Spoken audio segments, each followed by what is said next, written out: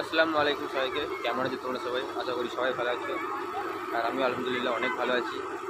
তো আজকে আমি লুর ফিশিং করতে এসেছিলাম।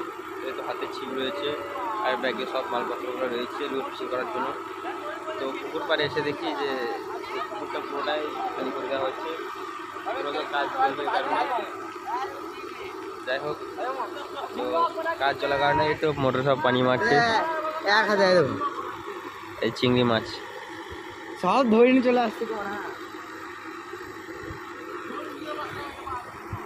প্রায় কষ্ট করে আমরা 1 থেকে 1.5 কিলোমিটার হেঁটে হেঁটে এসেছি।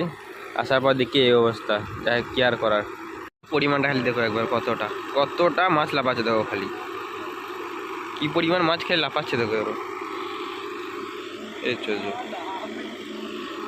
ওইখানটা জাস্ট দেখো, ওইখানে জাস্ট একটু দেখো, খেয়াল করো। আর ওখানে বাচ্চারা সব মাছ ধরছে।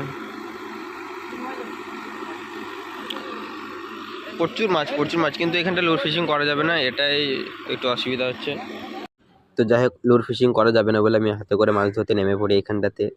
তো কিছুক্ষণ ধরার পর এখানে মাছ পাইনি বলে ঠিক ওইখান থেকে সরে এই জায়গাটার আসার সাথে সাথে একটা শোল মাছ পেয়ে গেছি। তো শোল মাছের ভিডিওটা এখনো করা হয়নি, কোথায় বাড়িতে এসে ভিডিও করলাম। আর হ্যাঁ, ওইখানে 2টো শোল মাছ পেয়েছিলাম। টাটা বাই বাই, এখানেই আবার দেখা আছে পরে ভিডিও।